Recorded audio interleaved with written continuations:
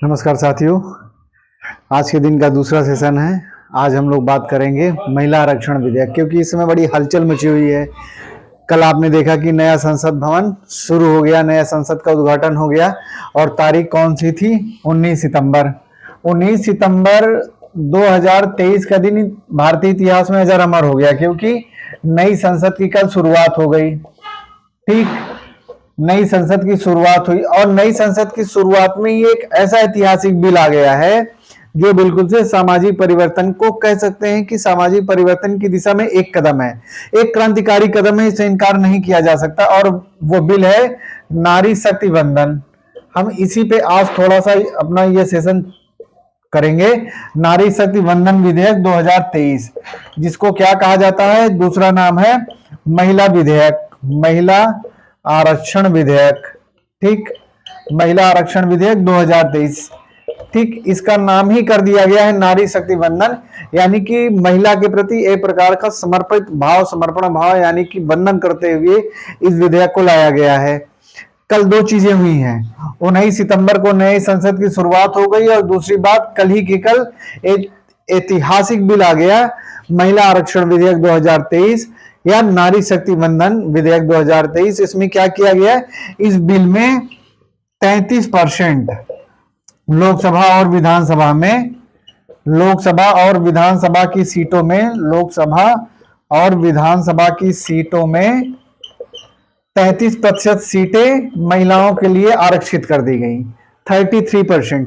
अगर 33% को देखा जाए तो आज की स्थिति में जो सीटें हैं वो 181 सीटें किसके लिए आरक्षित हो जाएंगी? महिलाओं के लिए आरक्षित हो जाएंगी। कुल मिला के महिलाओं के लिए आरक्षित हो जाएंगी। ठीक, अब थोड़ा सा इसके विषय में जान लेते हैं कि ये महिला आरक्षण विधेयक लाया क्यों गया है, इसके पीछे क्या उद्देश्य है, क्या इसके परिणाम पड़ेंगे आने वाले समय में हमारे समाज में। ठीक है, सरकार के चाहे जो भी तर्क हो, विपक्ष के चाहे जो भी तर्क हो, अमूमन सरकार के किसी विधेयक पे विपक्ष में खड़ी रहने वाली पार्टियां जो है आज इस विधेयक का समर्थन कर रही हैं। हालांकि उसमें भी कुछ मीन मेघ निकलेगा, निकलता रहेगा। भारतीय राजनीति है, हर जगह की राजनीति में होता है, हमारे यहाँ की राजनीति में ज्यादा है, इस बात से इनकार नहीं किया जा सकता है। अगर इसको देखा जाए कि इस 33% के विधेयक से राजनीतिक, आर्थिक, सामाजिक, सांस्कृतिक सभी चीजों में बदलाव होगा, तो इसे इनकार नहीं किया जा सकता, क्योंकि ये सिर्फ से एक विधेयक नहीं है। क्या है ये संसद में और विधानसभा में 33% सीट आरक्षण से सिर्फ एक मामला भर का नहीं है। ये महिलाओं के राजनीतिक उत्थान के साथ साथ में सामाजिक उत्थान, ठीक है, जैसे मैंने कहा, आर्थिक उत्थान, सांस्कृतिक उत्थान, ठीक है, सांस्कृतिक उत्थान, सामाजिक उत्थान, आर्थिक, राजनीतिक उत्थान, और ये जो कह सकते हैं कि ये महिला एम्पावरमेंट, वोमेन एम्पावरमेंट का जो महिला सशक्तिकरण का सबसे बड़ा कदम है, उसकी दिशा की ओर बढ़ाया गया एक सशक्त कदम है। इस बात से इनकार नहीं किया जा सकता है। महिला सशक्तिकरण को लेके बहुत बातें होती रही हैं जब से हमारा देश स्वतंत्र हुआ है, ठीक है, लेकिन महिला सशक्तिकरण के लिए जो ये बिल कई सालों से चल रहा है, पेंडिंग में ही होगा। बातें तो बहुत पहले से होती रही, लेकिन पहली बार इस बिल को कब लाया गया था? इसको हमारे राजनेताओं ने 27 साल पहले लाया था। 27 साल पहले इस विधेयक की शुरुआत हुई थी। 27 साल पहले ये विधेयक महिला आरक्षण विधेयक के नाम से आया था और वो तारीख थी 12 सितंबर 1996। 12 सितंबर 1996 संयुक्त मोर्चा की सरकार थी। संयुक्त मोर्चा के प्रधानमंत्री थे एच.डी. देवगौड़ा साहब, ठीक है। 12 सितंबर 1996 को पहली बार ये महिला विधेयक बिल आया था। एच.डी. देवगौड़ा जी प्रधानमंत्री थे उस समय।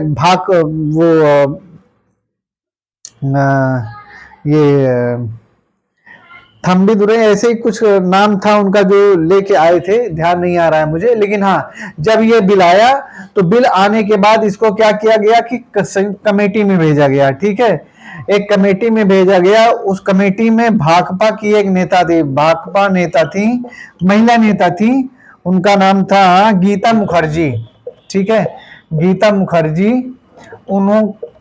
इस कमेटी की अध्यक्ष थी, भाकपा नेता थी। संसद की कमेटी होती है, उसकी ये अध्यक्ष थी। बहुत सारी कमेटियां होती हैं, आपको पता होगा, तो उसको भेज दिया गया। इसके बाद समिति अपनी रिपोर्ट दिया था 1996 के एंड में ही, दिसंबर 1996 में आया था। फिर इसको संसद के पटल पे रखा गया था, लेकिन बाद में फिर सरकार गिर गई थी, तो ये विधेयक लैप्स हो गया था। यानी पहली बार संयुक्त मोर्चा की सरकार, एच.डी. देवेगौड़ा प्रधानमंत्री थे, वहां से इस बिल की शुरुआत होती है। यानी कि इसकी यात्रा 27 साल पहले शुरू हो जाती है। महिला आरक्षण विधेयक सिर्फ एक मुद्दा नहीं है, ये एक सामाजिक क्रांति का वो वाहक है, जो अगर वाकई लागू हो जाएगा तो महिलाओं की, ये कह सकते हैं कि आमूल चूल तो नहीं, लेकिन बहुत कुछ परिवर्तित हो जाएगा। क्योंकि हमारे यहाँ महिलाओं को पिछड़ेपन का शिकार हुआ ही, उसमें कोई गुंजाइश तो है नहीं। आज हालांकि पिछले 20-25 सालों में परिवर्तन आया है, सन 2000 के बाद से अगर देखा जाए महिलाओं के सशक्तिकरण में, लेकिन राजनीतिक सशक्तिकरण जब वो मजबूत होंगी, जब देश की संसद में बैठेंगी, ज्यादा से ज्यादा महिलाएं बैठेंगी, मंत्री का पद संभालेंगी, तमाम सारी कमेटियों में जाएंगी, मंत्रालय उनको मिलेगा, इसके बाद लोगों से इंटरेक्ट होंगी, तो उनके अंदर जो एक होता है करने के लिए जो भाव होता है, महिलाओं के अंदर जो विनम्रता होती है, भावनात्मक, थोड़ा सा वो कह सकती हैं कि भावनात्मक रूप से महिलाएं क्या होती हैं कि लोगों से मिलना जुलना ज्यादा पसंद करती हैं। तो इसका इम्पैक्ट तो पड़ेगा ही पड़ेगा हमारे सामाजिक, एक प्रकार से कह सकते हैं कि दायरे में। सामाजिक क्रांति की वाहक महिला बन रही है, इस बात से इनकार नहीं किया जा सकता। ये बिल जब आ जाएगा, जब पास हो जाएगा, तो हो सकता है कि 2024 में ये ना लागू हो पाए, लेकिन हाँ, ये इतना विश्वास किया जा सकता है कि 2029 का जो लोकसभा का चुनाव होगा उसमें ये लागू हो जाएगा। क्योंकि अभी ये बिल आया है, कल 19 सितंबर को ये नया बिल आया है, ठीक। 19 सितंबर की डेट 2 महीने में मैंने पहले ही बता दिया, ऐतिहासिक है। 19 सितंबर को नई संसद की शुरुआत हो गई, उद्घाटन हो गया, यानी कि नई संसद का पहले दिन का कार्यकाल शुरू हुआ। पहले ही दिन एक ऐतिहासिक बिल आ गया, महिला आरक्षण विधेयक, जिसमें 33% का प्रावधान लोकसभा और विधानसभा की सीटों में किया गया महिलाओं के लिए। मैं फिर से कह रहा हूं, सिर्फ ये राजनीतिक उत्थान नहीं, राजनीति के पीछे पीछे सामाजिक, आर्थिक, सांस्कृतिक सभी प्रकार के महिलाओं के उत्थान से जुड़े हुए हैं। और महिलाओं के उत्थान के क्रम में ये एक प्रकार से क्रांतिकारी कदम है, ठीक है। फिर मैं कह रहा हूं, मैं सरकार की ओर से नहीं बोल रहा हूं, लेकिन एक अगर आप थोड़ा सा सोच के देखें कि जिन चीजों की वजह से महिलाएं आगे नहीं बढ़ पा रही, अगर वो चीज उनके हाथ में दे दिया जाए तो निश्चित रूप से समाज हमारा आगे बढ़ेगा ही बढ़ेगा, इसमें इनकार नहीं किया जा सकता है। और किसी भी समाज के बढ़ने में जितना पुरुष का हाथ होता है उतना महिलाओं का हाथ होता है। अब बड़े से बड़े जो कह सकते हैं कि विद्वान जन रहे हैं, बड़े से बड़े लोग रहे हैं, जो दर्शन के विद्यार्थी रहे हैं या जिन्होंने समाज को प्रभावित किया है, उन लोगों का यही मानना रहा है कि महिलाओं की बढ़ोतरी में ही भारत की बढ़ोतरी है, समाज की बढ़ोतरी है, विश्व की बढ़ोतरी है। विवेकानंद जी का इस मामले में अद्भुत विचार था। उनका कहना था कि अगर भारत को बढ़ना है तो सबसे पहले महिलाओं को शिक्षित होना पड़ेगा, महिलाओं को आगे बढ़ना पड़ेगा, महिलाओं की बराबरी अगर जिस दिन भारत में हो जाएंगी, भारत उस दिन तरक्की कर जाएगा। विवेकानंद जी के ऐसे विचार थे। तो कुल मिला के यही बात होती है कि जो हमारी महिला आरक्षण विधेयक की शुरुआत होती है वो 27 साल पहले से होती है। और सिर्फ ये राजनीतिक शुरुआत नहीं है, एक प्रकार से महिलाओं के पूरे सशक्तिकरण की शुरुआत है, जो अभी तक नहीं हो पाई है, जो हमें समाज में नहीं दिखती है, जो महिलाओं को दरकिनार कर दिया जाता है निर्णयों में, सामाजिक निर्णयों में, परिवार के निर्णयों में महिलाओं से पूछा नहीं जाता, उनकी राय नहीं ली जाती है। ये हमारे समाज का दोष है। घर परिवार में महिलाओं से राय नहीं ली जाती है, उनको उतना महत्व नहीं दिया जाता है, क्योंकि हमारा समाज पितृसत्तात्मक समाज है। इस तरह से आप कह सकते हैं कि शायद इस कदम से, अगर जिस दिन महिला आरक्षण विधेयक पास हो जाएगा, तो हम एक प्रकार से मातृसत्तात्मकता की ओर कदम बढ़ा सकते हैं, जो कि एक सभ्य समाज के लिए बहुत जरूरी है। हमारा समाज बहुत अच्छा है इस मायने में कि वहां पे सिर्फ एक ही वर्ग का, एक ही लिंग के लोगों का विकास हो रहा है। इस मायने में समाज अच्छा है नहीं, समाज के विकास में सभी लोगों की भागीदारी समान होनी चाहिए, सभी को जो अवसर मिल रहा है समान हो रहा है। अब अगर ये महिला आरक्षण विधेयक आ जाएगा तो आप अगर देखेंगे तो जैसे जो अवसर की समानता है,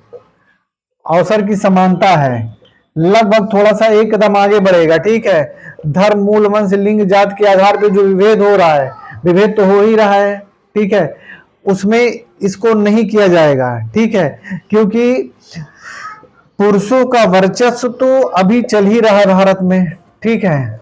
इसको इसी तरीके से आप समझ सकते हैं कि जो हमारी 17वीं लोकसभा चल रही है, 17वीं लोकसभा जो चल रही है उसमें महिलाओं की भागीदारी कितनी है? मात्र 14% है। यानी कि जो महिला सदस्यों की संख्या है लोकसभा में वो कितनी है? 14% है। ठीक, जिस दिन 33% हो जाएगी और महिलाएं आएंगी तो उस दिन समान भागीदारी या जो लिंग आधारित भेद है उसको शायद हम मिटा पाए। तो इस मामले में आप सोचिए कि हमारा ये कितना सकारात्मक कदम है। ठीक है, इसी तरीके से थोड़े से आंकड़े मैं दूं, 16वीं जो लोकसभा थी उसमें महिलाओं की भागीदारी और कम थी, 12% थी। ठीक है, 15वीं जो लोकसभा थी उसमें भागीदारी महिलाओं की कितनी थी? सिर्फ 11% थी। ठीक है, अगर आप 14% को निकालेंगे तो ये हमको लगता है 78 या 79, हाँ संभवतः 78 या 79 के करीब में 78 आएगा। यानी कि 543 या 530 में ही मान लीजिए कि 78 महिला सिर्फ सांसद हैं, मात्र 78 महिला सांसद हैं लोकसभा में। ठीक है, आप इसी से अंदाजा लगाइए। इससे पहले जो 16वीं लोकसभा थी उसमें स्थिति और भी नीचे थी, सिर्फ 12% का मतलब है 66 या 67 के करीब में थी, 66 67 मान लीजिए, 66 भी कम ही माने। ठीक है, 15वीं में तो 11% है, तो और कम मानिए आप, सिर्फ कितना था? 59 के करीब में था। तो आप सोचिए कि घटता जा रहा है। पहली जो लोकसभा थी उसमें महिलाओं की भागीदारी कितनी थी? सिर्फ और सिर्फ 5% थी। पहली जब लोकसभा का गठन हुआ था 1952 में, उसमें महिलाओं की भागीदारी 5% सिर्फ महिलाएं लोकसभा की सदस्य थी। आज अगर से सोचिए इन 70 सालों में हम कितना बढ़ पाए हैं? 3 गुना भी नहीं पहुंच पाए हैं, मात्र 14% भागीदारी है और भारत का विकास कितने गुना हो गया है। महिलाओं की भागीदारी अगर आप देखिए तो 3 गुना भी नहीं है लोकसभा के सदस्यता में, भागीदारी में, और भारत कहां से कहां चांद पे पहुंच गया। चांद पहुंच गया, अच्छी बात है, भारत दिनों रात तरक्की करे, इसका कोई विरोध नहीं है। लेकिन ये जो कदम उठाया गया है, जिसको नहीं उठाया गया था, या जब भी उठाया गया था 27 साल पहले से जो कदम उठाए गए थे, सरकारों के अंदर कहीं ना कहीं इस बात को लेके कुछ न कुछ मत मतांतर था कि खाली इस बिल को लाया जाए और पास भी ना हो पाए। क्या समझा जाए? हम लोग, एक जो आम आदमी है वो क्या समझेगा इन सब चीजों के विषय में? वो तो सीधे सीधे जानता है ना कि महिलाओं का बिल नहीं पास हुआ। तो इस तरह से स्थिति है हमारे महिला आरक्षण विधेयक की। तो निसंदेह, जैसा कि मैंने बताया, जिस दिन ये विधेयक आ जाएगा, अभी तो कल लोकसभा में प्रस्तुत हुआ है। ठीक है, लोकसभा में प्रस्तुत हुआ है, इसके बाद कमेटी को भेजा जाएगा, कमेटी रिकमेंड करेगी, उसके बाद फिर राज्यसभा में आएगा। राज्यसभा से जब ये पास हो जाएगा तो राष्ट्रपति का सिग्नेचर हो जाएगा, उस दिन ये विधेयक बन जाएगा, कानून बन जाएगा। ठीक है, इस तरह से 33% हो जाएगा, क्योंकि ये जो 33% है ये जो नया परिसीमन होगा उसके बाद ही लगेगा। परिसीमन का मतलब होता है कि जो जनसंख्या का सम्मिलित जो लोकसभा विधानसभा का जो एरिया होता है वहां पे जो पॉपुलेशन होती है उसका परिसीमन किया जाता है। तो परिसीमन के आधार पे ही जो है नई सीटों का निर्धारण होगा। तो नए परिसीमन के बाद ही ये 33% होगा। लेकिन ये है कि एक अच्छा कदम है, क्रांतिकारी कदम है। कह सकते हैं कि सरकार को आप चाहे जितना कोशिश दिनों रात गाली दीजिए, लेकिन अगर इस सरकार ने लाया है, जैसे कि इसके पहले किसने किया, अगर इसको देख लिया जाए कि इसी महिला आरक्षण विधेयक को किन किन सरकारों ने लेके आया, तो जैसा कि मैंने बताया 1996 में पहली बार एचडी देवगौड़ा की सरकार लेके आई थी। उसका बहुत सारे राजनीतिक दलों ने विरोध किया था। फिर क्या हुआ था, 1998 और 2002 के बीच में, ठीक है, 2000 सॉरी एनडीए की सरकार 2000 एनडीए की सरकार थी। एनडीए की सरकार के प्रधानमंत्री थे वाजपेयी जी। इन्होंने 4 बार लगभग लाया था। ठीक है, जैसे एक बार लाया था 13 जुलाई 1998 को लोकसभा में लाया था। कौन सी डेट थी? 13 जुलाई 1998 को जब ये लेके आए थे तो उस समय कानून मंत्री थे एम थम्बीदुरई। कानून मंत्री थे एम थम्बीदुरई, एनडीए में एम थम्बीदुरई लॉ मिनिस्टर थे, लेके आए लोकसभा में, कानून मंत्री थे, पास भी नहीं हो पाया। इतना वाद विवाद हुआ, तब की जो क्षेत्रीय दलों की सरकार, क्षेत्रीय दल थे जैसे, उन लोगों ने बहुत विरोध किया, नहीं पास हो पाया। फिर जो एम थम्बीदुरई थे, इन्होंने इसको लेके आया था 13 जुलाई 1998 को, 13 जुलाई 1998 को लाया था। इसके बाद फिर इसको कमेटी में भेज दिया गया था। कमेटी की रिपोर्ट दिसंबर 1998 में आई थी, लेकिन कुल मिला के फिर ये लोकसभा के पटल पे नहीं पास हो पाया। फिर क्या हुआ था, फिर दोबारा डेट है 22 दिसंबर 1999 है। 22 दिसंबर 1999 को कानून मंत्री थे राम जेठमलानी जी थे, वो लेके आए थे। सपा बसपा आदि अनेक पार्टियों ने उसका विरोध कर दिया था, ठीक है, क्योंकि जो विपक्ष में रहेगा वो विरोध करेगा ही करेगा। उस समय के कुछ ऐसे मुद्दे थे, टाल दिया गई बात। सरकार भी त्रस्त हो चुकी थी, बार बार आता था, पास नहीं हो पाता था। कुल मिला के फिर इस विधेयक को 2000 में लाया गया, 2002 में लाया गया और 2003 में लाया गया लोकसभा में, लेकिन बात किसी भी बार नहीं बनी और ये विधेयक खाली आता था और एक प्रकार से कह सकते हैं कि हवाई रूप में आके चला जाता था, यानी कि लोकसभा में ही नहीं पास हो पाता था। फिर आती है यूपीए की सरकार 2004 में। यूपीए की सरकार में पहली बार इसको लाए थे हंसराज भारद्वाज, कानून मंत्री थे। 6 मई 2008 की बात है, मई 2008 की बात है। यूपीए की सरकार थी जिसके प्रधानमंत्री कौन थे, मनमोहन सिंह थे। 6 मई 2008 को कानून मंत्री हंसराज भारद्वाज थे, लॉ मिनिस्टर थे, ठीक है। ये लेके आए, प्राइम मिनिस्टर कौन थे, मनमोहन सिंह जी थे, मनमोहन जी थे, ठीक है।